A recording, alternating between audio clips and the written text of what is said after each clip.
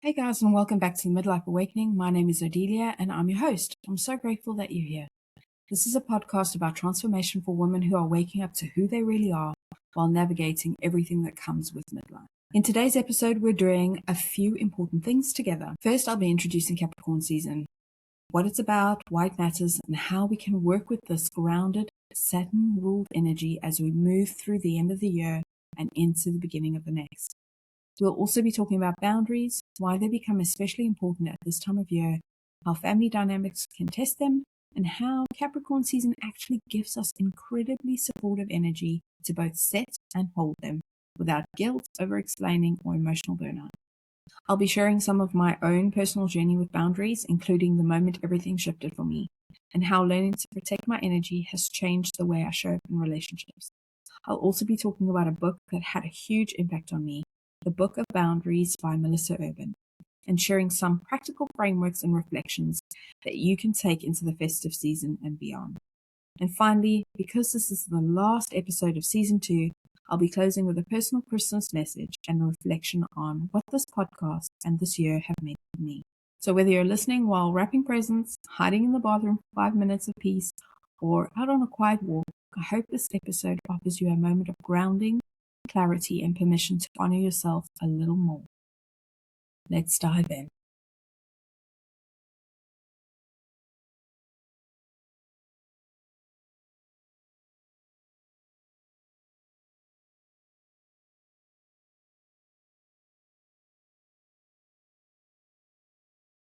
Hey guys, and welcome back to the Midlife Awakening podcast. My name is Odelia, and I'm your host, and I'm so grateful that you're here.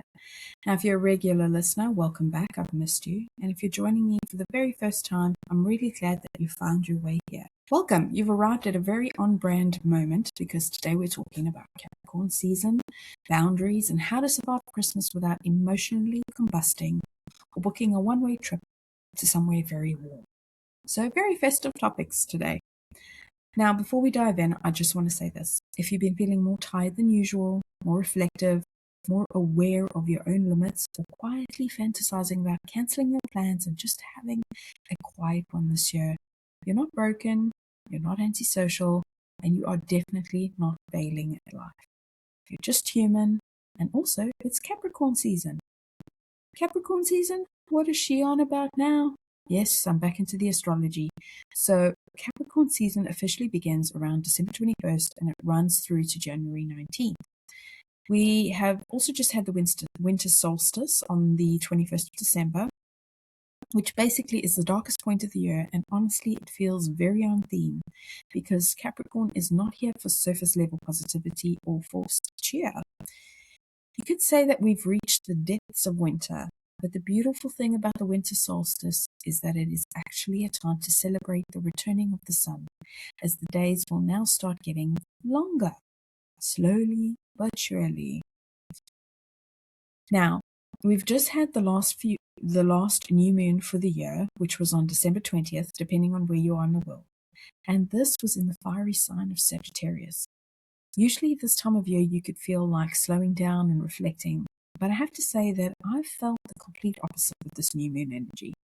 If anything, it has given me more energy to go towards my dreams. And because Sagittarius, who is ruled by Jupiter, is also about expansion, I have definitely been feeling the need to not only go after my dreams, but to expand on them. Let me know how you're feeling with this energy. What has come up for you? It could also be that I have Sagittarius ruling my house of career and reputation, so I'd love to hear how this is manifested for you. Now, I've also been inspired to try a new ritual. It is a solstice ritual where you write out 12 wishes on separate pieces of paper. You fold them up and place them in a jar. Then, beginning from the evening of the solstice, you choose one, still folded, no peeking, and you burn that wish. When you get to the 1st of January, you will have one wish left. You open this up, and that is what you focus on for the year. The rest of the wishes that you burnt, well, that is now up to the divine to grant, so you let go of control and surrender them. Now, let's get back to Capricorn season, because today's show is going to be focused around boundaries, and Capricorn loves boundaries. He is ruled by Saturn, who is the master of boundaries. balance. And what we need more than anything this season is not more presents or food or drinking. It is boundaries. This time of year, we can definitely see boundaries start slipping, and it is all in the name of family. Now, Capricorn is also about structure, routine, and building things sustainably. Now, I know that we are in the throes of the festive season, where all the focus is on the magic of Christmas, but I can't be the only one feeling this need to build a more sustainable life, routine, or structure for my day-to-day life, especially as we start moving towards the new year, where the focus will very quickly become new year, new me, right? So if you're feeling that too, I say don't use the festive season as an excuse to ignore what is calling to you. If you're feeling like you need a new routine or a bit of structure in your life, then do it. Don't wait for the new year. Capitalize on that energy now, as it is the most supportive right now. It is also important to remember that because Capricorn gets a bad reputation for being cold, serious, or work obsessed, we need to be careful of falling into those traps too. In reality, we can use this Capricorn energy to cultivate our inner authority and to lay solid foundations for ourselves and our future that we can build on. Capricorn loves to build shit, so use that energy. Now, if you're thinking that your New Year's resolution is that you want to lose some weight, and you're feeling the call now, lay those foundations now. Don't wait for January 1st. You can still do that and have a wonderful Christmas. It's all about balance anyway, right? It's about learning when to say yes, and more importantly, when to say no without writing a 3-page apology or shaming yourself for days on end. Which, let's be honest, is a skill many of us are still perfecting. And this becomes even more so now, during the festive season, where there is this expectation of having to say yes to everything under the sun in the name of spending time with family. Now, don't get me wrong, I love family time. But during this period, it can go from feeling nostalgic and sentimental to chaotic and suffocating very quickly. So let's now talk about boundaries, because as I mentioned, Capricorn loves boundaries. And so you do have this supportive energy around you to help you set them and hold them if that's what you want to do. I can speak on this topic all day, as I am a recovering people pleaser. For most of my life, I struggled with boundaries. I always had this perception that if I said no to something, that it meant that I was being unkind or selfish. Does that sound familiar? Or that the other person would not like me anymore because I dared to say no and I could not accommodate them. Hello, external validation seeker. That was me. Then, late one evening, I had a deeply profound experience with some somatic work that changed everything for me. Remember how I always talk about those synchronicities that come up in midlife? And if you follow them, you will be led down a profound path? Well, this was one of those moments for me. I had never done any somatic work before, but I was led to this online breathwork session that changed everything. Now, this is not the breathwork where you learn to breathe properly that you would do as a daily practice. No. This is the kind of woo-woo stuff that takes you to another plane and you go deep into your subconscious and release stuff that needs releasing.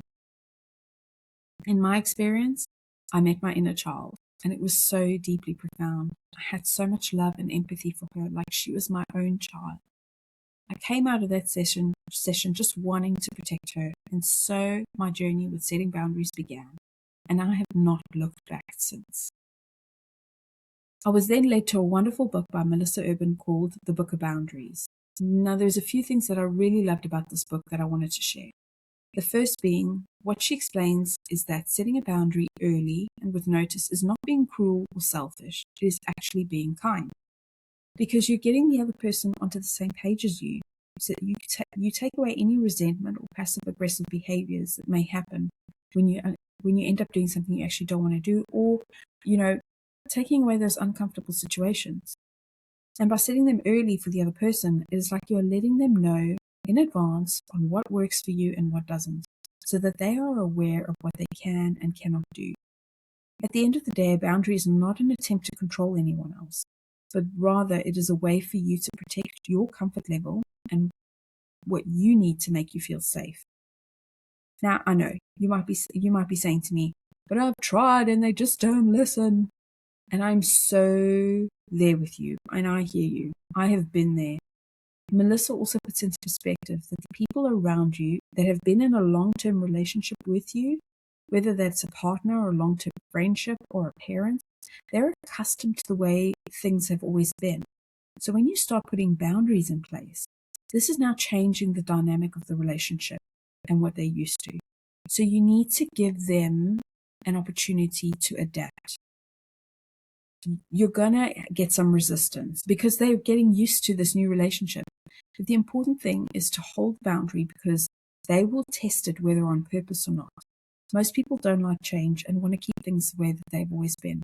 And it's very easy to fall back into old patterns because they have been hardwired to the old way of being. And this is where it can seem like there is resistance. But if you hold that boundary and know going into this that you're going to have to be strong in the beginning and stick to your guns by recommunicating them, this can be a game changer. Well, it was for me anyway. Eventually, the other person will get on board and realize that you're serious. And if they want to continue to have a relationship with you, they will need to respect these boundaries. Now, that isn't a healthy dynamic. So what happens when it's an unhealthy dynamic? Well, this is the second thing that I love about this book. It's her color-coded system for assessing the threat to a boundary violation. And this was another game changer for me. So she's got 3 different colors in her color-coded system: green, red, and yellow. Now, where there has been a threat to a boundary, and this violation could either affect your mental health or your feeling of safety, you will then assign it a color based on severity and deal with it accordingly. So if we look at what the colors mean, green means the threat is minimal. It's the first time it's happened or not hugely harmful. It is low risk and you will use the gentlest language as it assumes the other person wasn't aware that they were overstepping. Yellow means an elevated risk and firmer language. You need to be clear and firm with an intended consequence for future boundary violations. And finally, red means severe risk. You will need to use your most direct language. It also means that the relationship is in jeopardy and you are prepared to hold your limits. So basically, it's 3 strikes and you're out.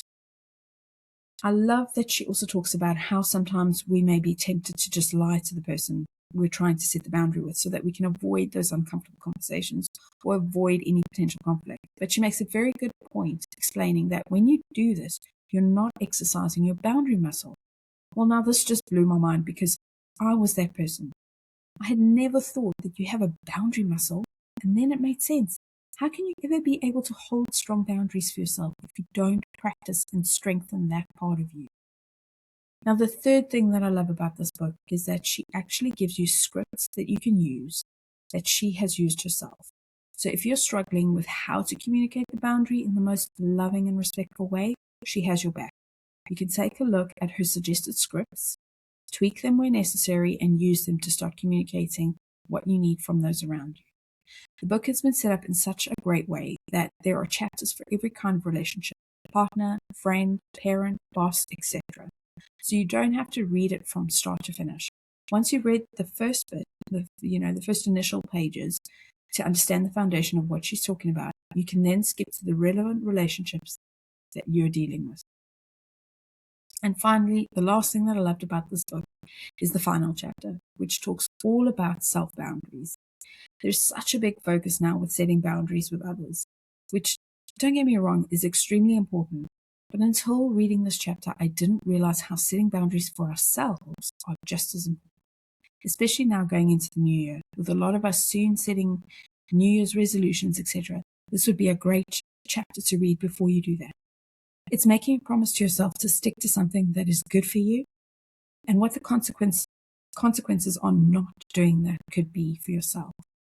All in all, this is a really great book to read, and I recommend it to all my friends that struggle with boundaries, either with other people or with yourself. Now, that's all I have for today's show, and I really hope that you enjoyed it. And if you did, show some love by sharing this with someone who might need it, by liking or reviewing the pod. It really, really does help the podcast to get out there. This is the last show for the season.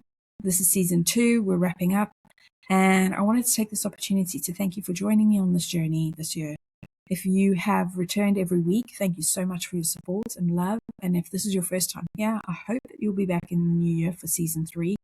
I'll be returning on January 8th with a new season of jam-packed interviews to cover a variety of midlife topics like beauty, health, nutrition, hormones, money matters, and more. If you would like to continue on this journey with me, please hit the follow button so that you will be notified when a new episode lands. For now, I'll be taking a much-deserved break and enjoying some quality time with my two lovely boys. I will also be using this time to do some reflecting on the past year. It has been a roller coaster year for me with many highs and many lows, as with most people. For now, I'm focusing on all the highs as I close this year out with a 21-day gratitude practice. While there have been some very difficult moments this year, there are still so many blessings in my life, and that is how I want to remember this year. One of them being this podcast. It has brought so much joy to my life, and I've met some of the most amazing people, some of whom I've had the pleasure of connecting with in person afterwards, and I'm grateful to now have them in my life as friends. I wish you all a wonderful Christmas and a new year that will be filled with love, healing, and profound moments of awakening as we continue on this journey through midlife together. God bless and love to you all. And don't forget to take care of your heart. Bye for now.